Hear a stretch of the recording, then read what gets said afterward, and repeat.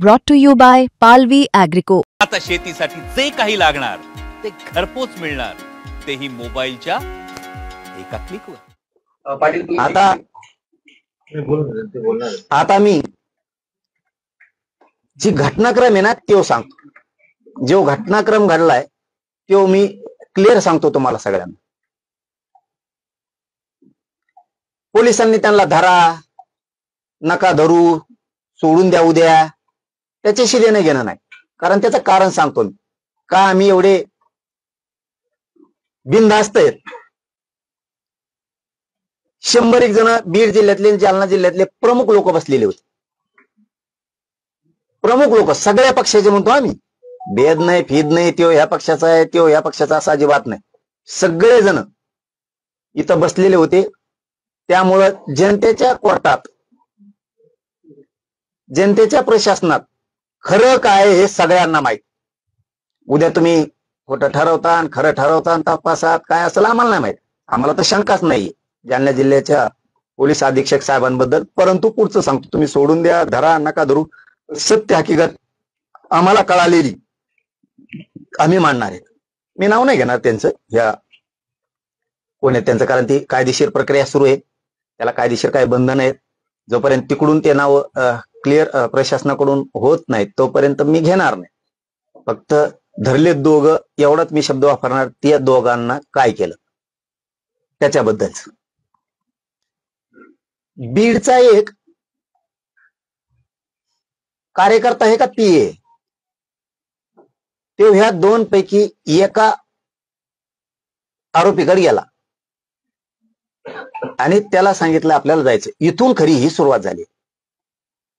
यांची, ह्या दोन आरोपी यांची आणि त्या बीडचा पीए का तो कार्यकर्ता मला माहित नाही, त्यांनी याला नेलेलं यांना. आणि ही खरा घटनाक्रम इथून सुरू झाला. त्यांनी हे सगळं माझं शोधत होते. यांना 3 प्रकारात दिलते. आधी ते सांगतो मग घटनाक्रम सांगतो, कारण हे राज्यासाठी, पत्रकार बांधवांना, तुमच्यासाठी सुद्धा आहे.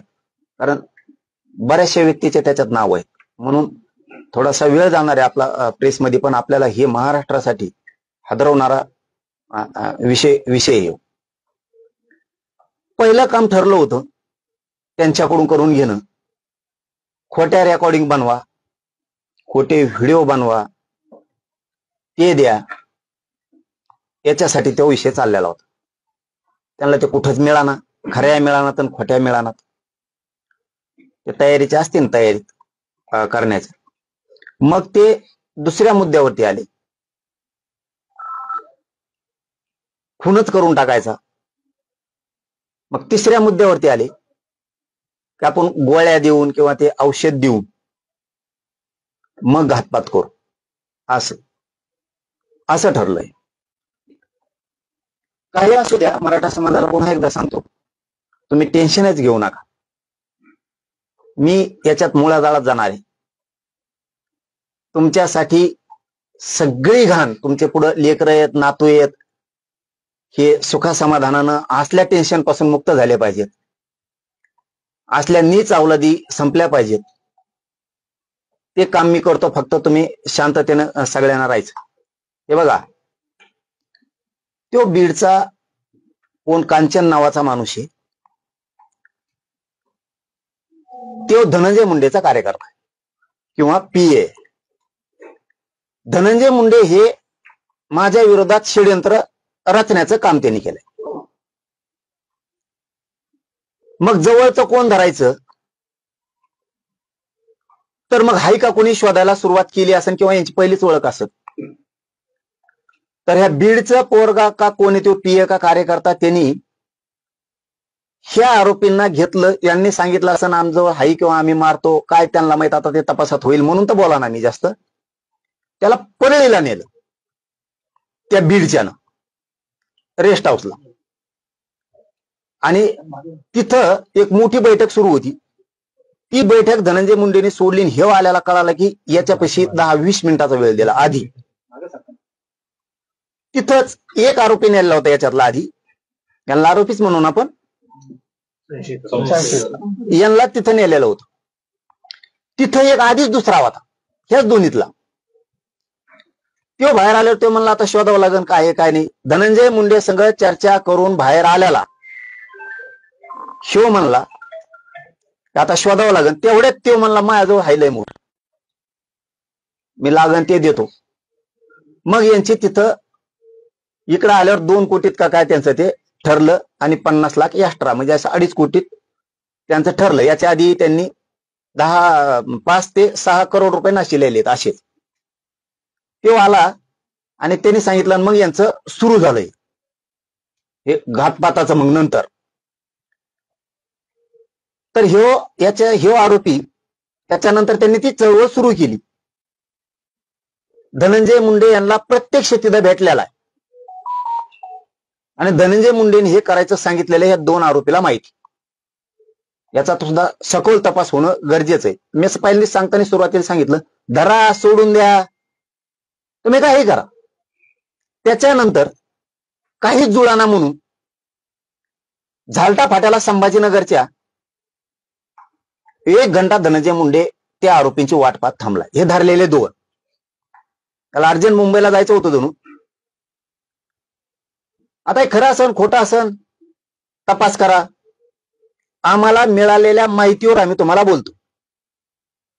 तिथं थांबला. मग त्यांनी सांगितलं मी तुला व्यवस्था करून देतो. ते काय सापडा तुम्हाला म्हणल्यावर काही खरं नाही, असं तसं काहीतरी झालं त्यांचं. म्हणजे मी गोळ्या ते तुम्हाला सगळं पोहोच करतो व्यवस्थित, कसं करायचं जा. मग त्यांची काय चर्चा झाली तिथं झाले गेले. हे बघा, याच्यात पुन्हा यांची वारंवार धनंजय मुंडे संघ भेट झाली. त्याचा कुठंतरी सह्याद्री रेस्ट हाऊसच्या समोर कोणतं तरी निकेतन आहे तिथं बिल्डिंग. ही गोष्ट हे भाऊबीजेच्या दिवशी हे आरोपी पुन्हा भाऊबीजेच्या तिथं जाऊन हे कट त्यांनी पुन्हा त्याच्या हाताने शिजिला तिथंच. याच्यात खूप जण आहेत. याच्यात ह्या अंतरवालीच्या परिसरातला आणखीन एक बडे नावाचा कोणीतरी, त्याने पण 4 जण लोक नेलते. आता ते तपासात घेतील काय काय.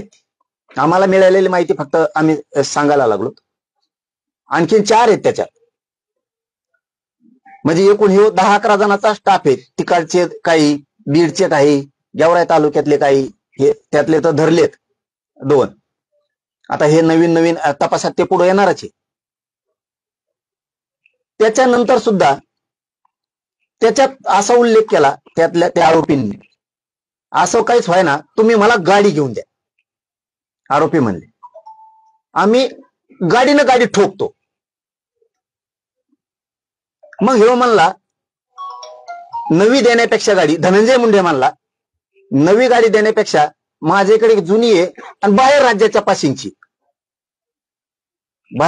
पासिंगची आहे, ती गाडी तुला मी देतो, नवी असो किंवा जुनी असो, आणि तुमचं चालू द्या किंवा ते त्यांच्या बरोबर आहे, तुम्ही हे तपासात उघडं पाडा. याच्यात हे करणाऱ्यापेक्षा याच्यातला मूळ धनंजय मुंडे ही असली वृत्ती राज्याला गावाला शोभणारी नाही. कारण आशानं राजकारण होत नसतं, आशाने माणूस उंचीवर जात नसतो. माणसं पडल्यावर रिस लागते एकमेकाला पाडायची. घातपात करून खुन करून माणूस राजकारणात नाही मोठा होत. गोपीनाथ मुंडे साहेबांनी असं राजकारण नाही केलं, कारण तसं ते त्यांना बोललेला पण आहे. गोपीनाथ मुंडे साहेबांबद्दल सुद्धा त्यांनी अनेक सामाजिक लोकांचा उठाव केला आणि त्याच्यातून सामाजिक लोकांचं कल्याण केलं. हे काम केलं. हे नीच लोक मारतय किंवा डाव करताय असं संपवतय. माझ्या ध्यानात येणं इतकं आहे, कारण आम्ही त्या रेकॉर्डिंग ऐकतो ना, ऐकून परेशान आहेत त्या रेकॉर्डिंग, संपनात त्या रेकॉर्डिंग इतके त्याच्यात बोललेले आहेत. अहो इतके भयंकर डाव येतं. बीड जिल्ह्यातल्या बऱ्याच मराठ्यांच्या नेत्याचं तर कोण कोणाचा याचा मेळच लागणार त्यांनी ते सांगितल्यापासून आम्हाला सांगितल्यापासून. याच्यात त्या पंकजाताई मुंडेंचा सुद्धा त्या पोराला लय माहिती हो.